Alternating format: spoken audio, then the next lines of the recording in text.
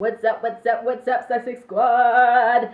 So, you guys remember that terrible Game of Thrones reference that Jeremy Clarkson did some time back, right? Where he came after our girl Meghan Markle. Well, apparently, some reckoning is coming, and he's not just going to get away with it. It's not going to be some of those where things don't actually come under accountability. Apparently, some accountability is still trying to stay there, and I am loving it. So this article is from People. It's entitled IPSO Upholds Complaint About Jeremy Clarkson's Column on Meghan Markle and Landmark Decision. I'm not sure if that's IPSO or IPSO. For the sake of this video, I'm just going to say IPSO. And this is an article by Janine Henney, and this was published on June 30th, 2023. So it says, the Independent Press Standards Organization, IPSO, thank goodness, has upheld a complaint about sexism surrounding Jeremy Clarkson's offensive article about Meghan Markle in a historic first.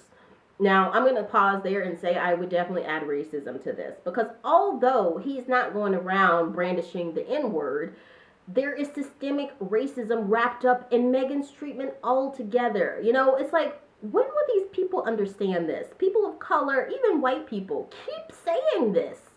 But they're like, oh, no. We're not a racist country. But anyway, at least it's something. And it was sexist. So I'm really glad that they at least kind of touch on that. So continuing.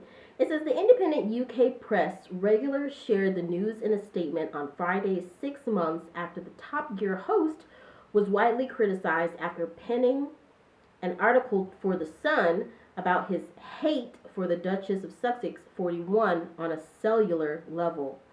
The December 2022 column was soon removed from the outlet's website and archives. Both The Sun and Clarkson issued apologies, with the paper saying it was sincerely sorry. If you were sincerely sorry, you wouldn't have done it in the first place. Okay, continuing. It says IPSO received over 25,000 complaints about the piece, which the BBC reports was at an all-time high. Two of the grievances from the Fawcett Society, a gender equality and women's rights charity, and the Wild Foundation, okay, that one I've heard of, a group dedicated to helping victims of abuse, were investigated. The organizations learned of the review in February, and the press regulator shared the findings in April, a statement said.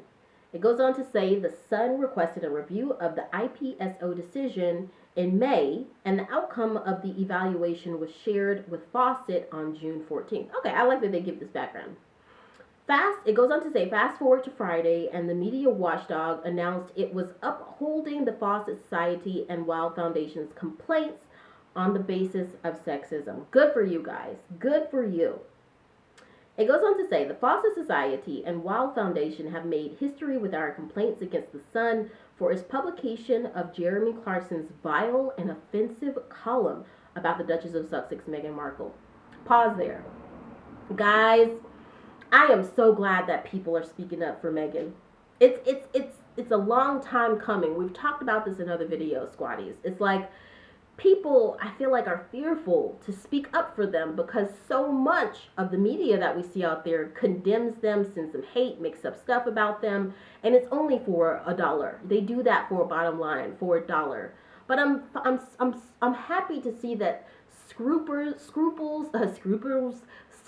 are finally starting to show their head. That people are showing that they have scruples, and they can speak up for what is right. This was wrong. What Jeremy Clarkson did was wrong. And even though other people take these little jabs all the time and they might not be as extreme as Jeremy Clarkson, what all of these derangers, carnival of so-called experts, whatever you want to call it, it's wrong. It's morally wrong. And eventually karma catches up. God catches up. That one up there eventually catches up. God, karma, whatever you want to call it. So, to continue, it says, all women are harmed if any woman is the target of sexist reporting and media misogyny is not acceptable. Dang, that is what I'm always saying, man. That's what I'm always saying.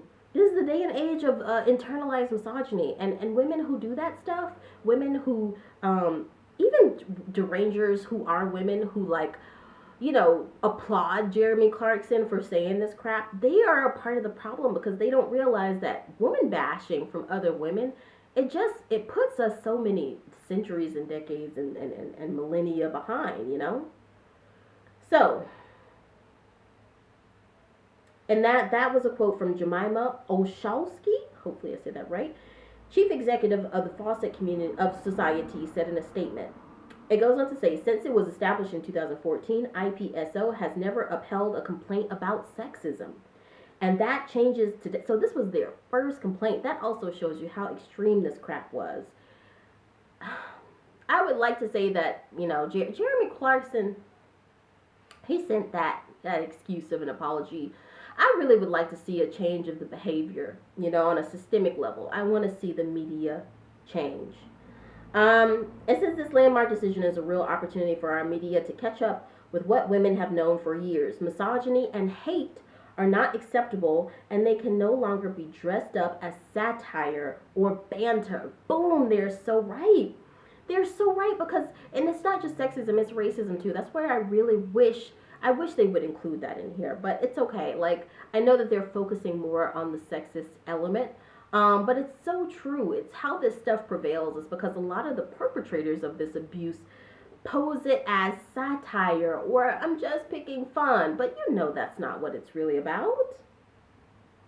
The article goes on to say Harriet Harman, incoming chair of the Fawcett Society, stressed similar sentiments. It says women are no longer prepared to endure the sexism that generations of women have been subjected to. Fawcett will be vigilant about sexism in the media and challenge it wherever it appears. This is a big step forward for women in the battle against sexism in the media. Woo! Harman said. Clarkson's article came amid the release of Meghan and Prince Harry's Netflix docuseries Harry and Meghan. And you know what? It talks about Jeremy Clarkson's apology, that email that he wrote. You know, we can just kind of end it there. The article talks a little bit about what Prince Harry and Meghan have said in response to these things, how they've responded. It talked a little bit about the Netflix documentary. It talked about the statement that the Sun released and the apology email that Clarkson sent to Harry, which was more of a CYA move. It wasn't even about being genuinely sorry. But the thing that I want to note in here as well, with narcissistic abuse, you know, and narcissistic abuse can obviously also exist within the whole media monster. You know, the whole media monster just tries to dress up sexism and racism and institutional sexism and racism, which is even more insidious. It plants these seeds and it tries to wrap it all up in art and satire, you know, but it's like, we know what it is. We know what it is. And women of color acutely know what it is. But I want to also just note and end here by saying, you know, narcissists hate seeing people succeed. They hate seeing their victims succeed. And the media as a whole, yes, can be considered a narcissistic entity. It's just like a narcissistic individual. And the timing of that article from Jeremy Clarkson came right when Harry and Meghan were releasing the most viewed premiere on Netflix. It's not a coincidence. But guys, I want to know what you think about this. Let me know in the comments. If you're new to this channel, go ahead, hit the like and subscribe button. Hit the bell so you know whenever I post a video. And I'll see you guys next time. Love you guys. See you in all the comments and threads and all that stuff. Love you, squaddies. Bye. Bye.